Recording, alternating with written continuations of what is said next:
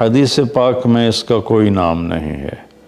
حدیث پاک میں ہے لیلۃ نصف من شعبان، 15 شعبان کی رات کو عائشہ فرماتی ہیں میں اٹھی تو آپ بستر پر نہیں تھے، تو میں ڈھونڈنے نکلی تو آپ جنت البقیع میں پہنچے ہوئے تھے، تو آپ نے دیکھ کر کہا عائشہ میں تو بقیع والوں کے لیے آیا تھا دعا کرنے۔ پھر آپ نے فرمایا آج کی رات وہ رات ہے جس میں اللہ تبارک و تعالی بنو کلب ایک قبیلہ ہے جن کے پاس بھیڑ بکریاں بہت زیادہ تھیں، کہا عائشہ جتنی بنو کلب کی بھیڑ بکریوں کے جسم پر بال ہیں ان بالوں کی تعداد کے برابر اللہ تعالیٰ اپنے بندوں کو مغفرت فرماتا ہے، جہنم سے خلاصی فرماتا ہے۔ اس پر شب برات اور شب مغفرت علماء نے اس کا نام رکھا، میرے نبی کی زبان سے یہ نام نہیں نکلا۔ تو اس کی یہ فضیلت ہے کہ اس میں اللہ تعالیٰ کی طرف سے بخشش کا نزول ہوتا ہے۔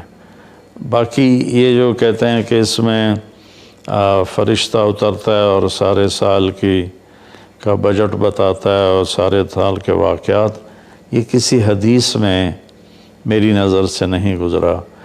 سورہ دخان میں فیہا یفرق کل امر حکیم کا جو آیت آتی ہے تو اس سے پہلے کی آیت شب برات کی نفی کرتی ہے، انا انزلناہ فی لیلۃ مبارکۃ، کہ ہم نے اسے مبارک رات میں اتارا قرآن پاک۔ تو قرآن پاک تو لیلۃ القدر میں اترا ہے، تو اگر کوئی کسی قسم کے اعلانات ہوتے ہیں تو پھر شب قدر میں ہوتے ہیں، اس رات میں نہیں ہوتے۔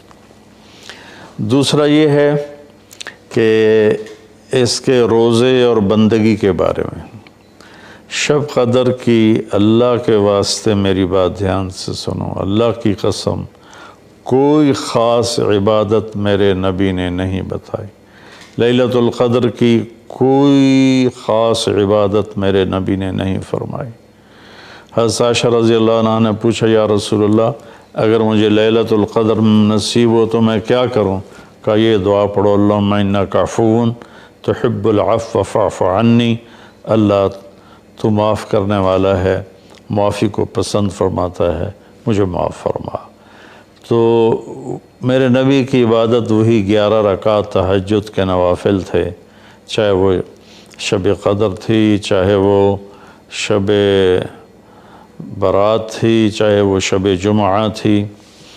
تو اب اس کے نام پر لوگوں نے کیا کیا خرافہ، چونکہ ہم قرآن اور حدیث سے نہیں جڑے، کتابیں لکھی ہوئی ہیں، کس نے لکھی، اس کی سند کیا ہے، اس کی تمیز ہی کوئی نہیں ہے، تو وہ پھر بہت ہی زیادہ 4 رکعت پڑھو، پہلی رکعت میں یہ پڑھو، دوسری میں یہ پڑھو، تیسری میں یہ، چوتھی میں یہ سب بدعات ہیں، ان کا کوئی تعلق نہیں میرے نبی کے کسی بھی فرمان سے۔ میرے نبی نے صرف عبادت کا فرمایا ہے، عبادت، تو شب قدر میں بھی کوئی خاص عمل نہیں۔ اور دوسری بات یہ کہ اگر آپ نے عبادت کرنی ہے تو مسجد نہیں گھر، مسجد نہیں گھر، مسجد نہیں گھر۔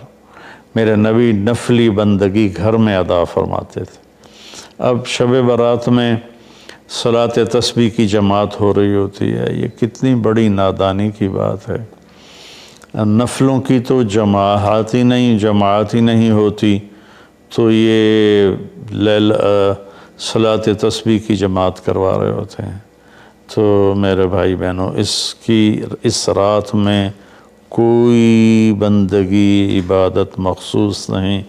ہاں، آپ تہجد کے نوافل پڑھیں، ساری رات پڑھیں، آپ قرآن کی تلاوت کریں، ساری رات کریں، آپ اللہ کا ذکر فرمائیں، ساری رات فرمائیں، آپ دعا مانگیں، چاہے ساری رات مانگیں۔ یہ مخصوص اعمال یہ ہیں، نماز، تلاوت، ذکر اور دعا، اور آنسوؤں کے ساتھ۔ اپنی کھیتی کو پانی نہ لگے تو سوکھ جاتی ہے، ایسے ہی دل میں بھی ایک کھیتی آباد ہے ایمان کی، اسے آنسوؤں کے چند قطرے ہی سمندر کی طرح سیراب کر دیتے ہیں۔ تو آنسوؤں کے ساتھ نہ ہو تو کم از کم رونے والی کیفیت ہو۔ تو یہ تو اتنا سا شب برات ہے۔ روزے کے بارے میں جو ابن ماجہ کی روایت ہے، قوموا لیلہا وصوموا شہرہا، یہ روایت بہت شدید ضعیف ہے، اور علامہ البانی رحمۃ اللہ علیہ نے اس کو موضوع قرار دیا ہے۔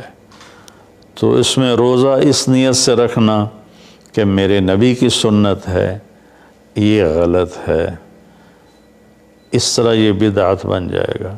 کوئی ویسے نفلی روزہ اس رات میں رکھنا چاہتا ہے مستحب سمجھ کے، نفل سمجھ کے، وہ میرے خیال میں اس میں کوئی قباحت نہیں ہے، لیکن سنت سمجھ کے اگر وہ رکھنا چاہتا ہے تو یہ بات صحیح نہیں ہے، چونکہ روزے والی روایت بالکل قابل اعتبار، قابل حجت نہیں ہے۔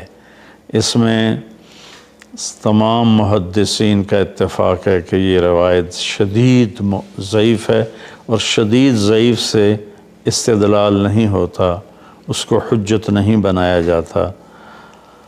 کمزور اس کا ضعف اتنا شدید نہ ہو اور کئی حدیثیں جمع ہو جائیں تو پھر اس میں ایک طاقت آ جاتی ہے۔ تو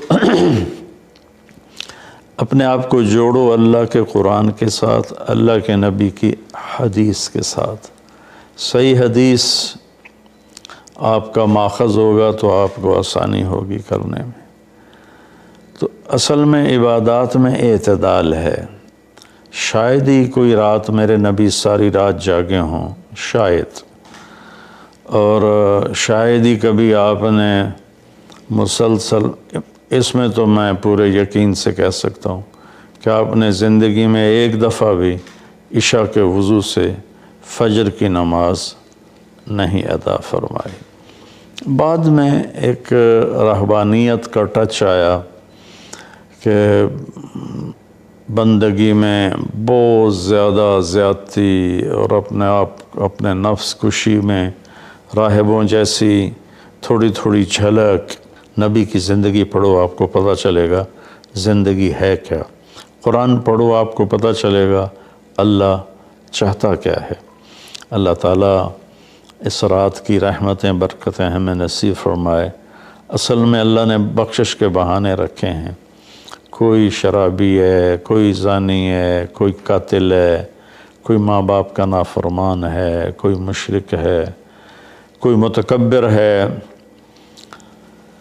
کوئی سود خور ہے، کوئی رشوت خور ہے۔ ایک دفعہ آج کہہ دے، کل کی رات ہے، کہہ دے گا کہ یا اللہ میری توبہ، تو اللہ کی قسم اگر اس کے گناہ زمین سے لے کر آسمان کی چھت تک بھی ہوں گے نا، تو ایک آدھے بول پر یا اللہ معاف کر، اللہ سارے معاف فرما دے۔ سبحان اللہ۔ آگے جملہ بڑا خوبصورت ہے، وَلَا بَالِ، اس میں تکبر ہے، وَلَا بَالِ، ہمیں کسی چیز کی کوئی پرواہ نہیں۔ تو کسی نافرمان کو حقیر نہ جانو، اور کبھی اپنی نیکی پہ تکبر نہ کرو۔ اور ایک جرم اور بھی ہے جو میں کہتے 30 سال ہو گئے ہیں، فرقہ واریت سے توبہ کرو۔ اپنے فرقے پہ جمے رہو، لیکن دوسروں سے نفرت، سلام بھی نہ کرنا، جنازہ بھی نہ پڑھنا، حرم شریف میں جا کر بھی نمازیں نہ پڑھنا۔ اچھا اللہ کے واسطے آج بہت اویئرنیس ہو چکی ہے، تو مہربانی کرو، امت بنو، محبت کرو، ایک دوسرے سے ملو جلو، ہم امت بن کے چلیں۔ اختلاف رائے کے فیصلے آخرت میں ہو جائیں گے۔ قُلْ كُلٌّ يَعْمَلُ عَلَى شَاكِلَتِهِ فَرَبُّكُمْ أَعْلَمُ بِمَنْ هُوَ أَهْدَىٰ سَبِيلًا۔ ایسی اس میں جو دیگیں چڑھائی جاتی ہیں، خیرات کی جاتی ہے، یہ بھی بدعت، سنت سمجھ کے کوئی کرے گا تو بدعت ہے، ویسے فی سبیل اللہ کوئی دے کرنا چاہتا ہے تو ٹھیک ہے۔